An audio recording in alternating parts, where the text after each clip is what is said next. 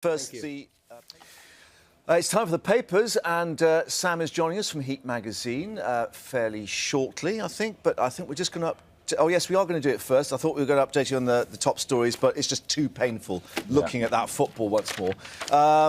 No more heroes. It's time all of us woke up.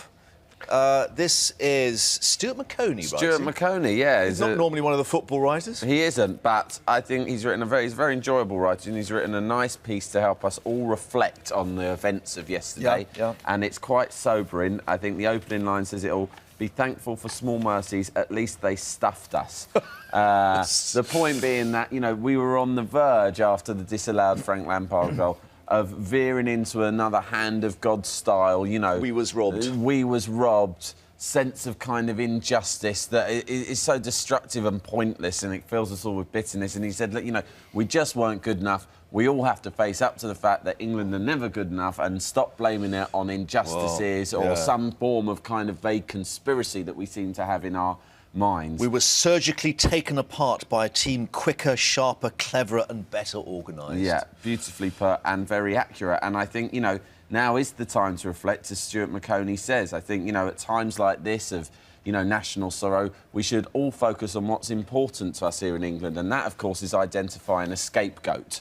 That's what we're best at. Especially if it's a foreign manager. That's what we should do now. Well, personally, I've had time to reflect since I did the papers earlier this morning. And at first, I was kind of blaming the players as a whole. Now I've decided in my mind my own personal scapegoat will be John Terry personally for his conduct both off the field and on the field. He was appalling yesterday. What, left him too knackered to play football? Yeah, well, yeah, precisely. His rather adventurous social life has obviously left him exhausted.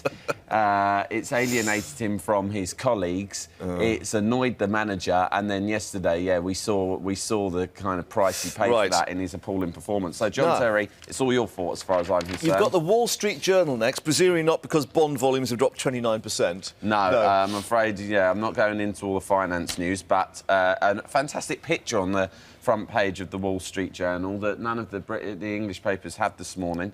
Here at the G20 summit in Toronto, David Cameron and his German counterpart Angela Merkel sat and watched the game together with a bevy of advisors behind them and some mineral water. Yeah, no bevy of that beer that Obama gave him. No beer. Chicago 3-2-1, whatever it was. Still water, some nice researchers sitting behind them. All that's rather civilised. What they don't show, I was privy to the rest of the set of these photos, which they didn't publish, was moments later David Cameron removed his shirt, chucked a plastic chair across the room, and later strung up an effigy of Sepp Blatter from the rafters. That's Cameron keeping it real. Are those going to be featuring a Heat magazine then? Yeah, he is working on his man of the people image, and I think those kind of pictures deserve to be published. Right, Telegraph, benefit story. Yeah, this will rather work against David Cameron's man of the people image. The Telegraph,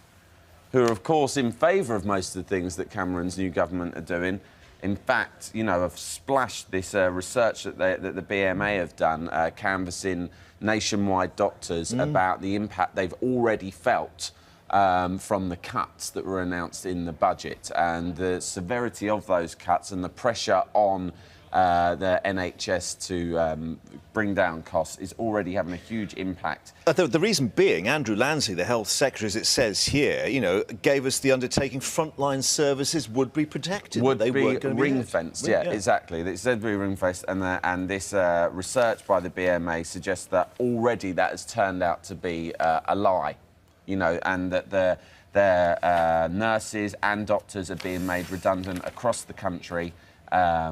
All sorts of treatments are being deferred or pushed onto hospitals away from GPs. OK.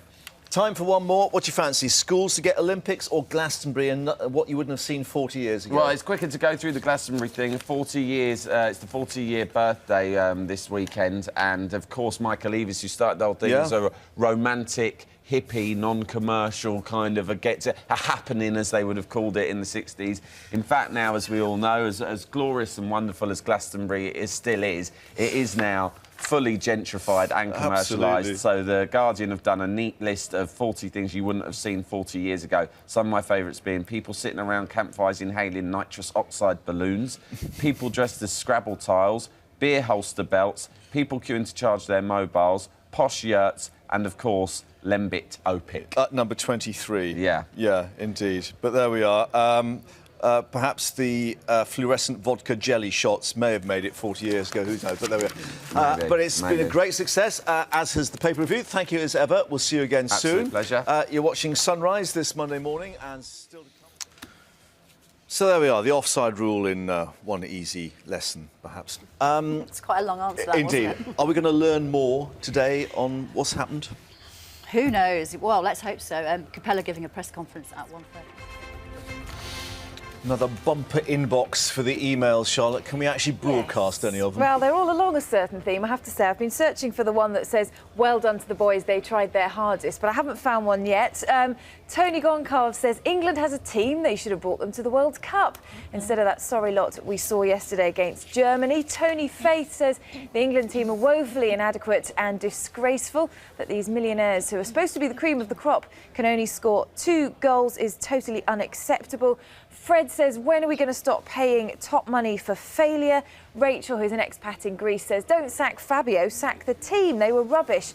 The whole team is overpaid and lazy. Jock in Scotland, not very sympathetic. He says, after weeks and weeks of hearing nothing but England, England, England, all I can say is, ha ha, ha ha, ha ha. Thank you for that one, Jock. Alan Rose says, please can you direct me to the car boot sale for all those England flags which will have magically disappeared from all the vehicles by this morning. And Gary Taylor says, they were fantastic, Charlotte. Do you mean the cricket team? He says, you do, don't you? Sadly, we don't. But they did do well, the cricket team, didn't they? Yes. So we've got something to celebrate. Absolutely, yeah. Oh, that's all right then. Go on, they're still coming in.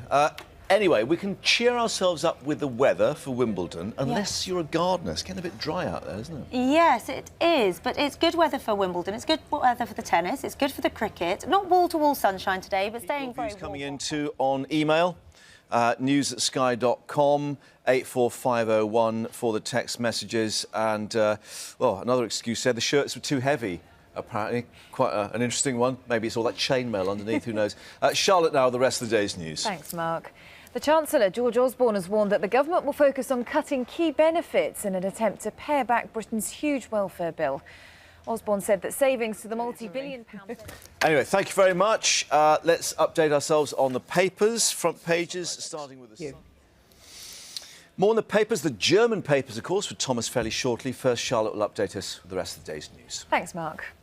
Fabio Capello is facing an uncertain future this morning after England's worst ever defeat in a World Cup tournament. Questions are being asked of the players and the manager after the woeful campaign ended in a 4-1 defeat to old rivals Germany.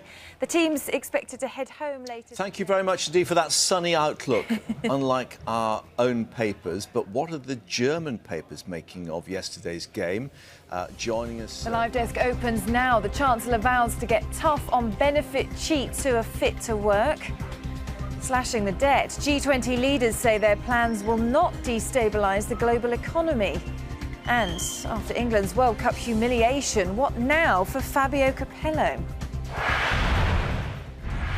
Well, we start with some breaking news now concerning the death of a soldier from Afghanistan. He's been named. The Ministry of Defence in the last few minutes have confirmed the death of Bombardier Stephen Raymond Gilbert from 4th Regiment Royal Artillery, who was part of the Combined Force Saraj North. Now, he died in hospital in the UK after being injured in Afghanistan, and the Ministry of Defence have just recently named him as Bombardier Stephen Gilbert. And his wife Jackie Gilbert has made a statement saying, "We as a family are so proud of Steve and everything he believed in. He was a fantastic father." And Connor and Christian not only lost their dad, but their best friend. So the Ministry of Defence, they're confirming the naming of a soldier who died in Afghanistan. Bombardier Stephen Gilbert from 4th Regiment Royal Artillery. Now, our other top stories over and out. Will Fabio Capello keep his job after yesterday's World Cup exit to Germany? Well, the England manager is due to talk to the media this lunchtime. Yesterday, he said he would not resign from his £6 million a year job, but he is seeking a meeting with the FA to discuss whether they want him. Ian Doveston reports from Bloemfontein.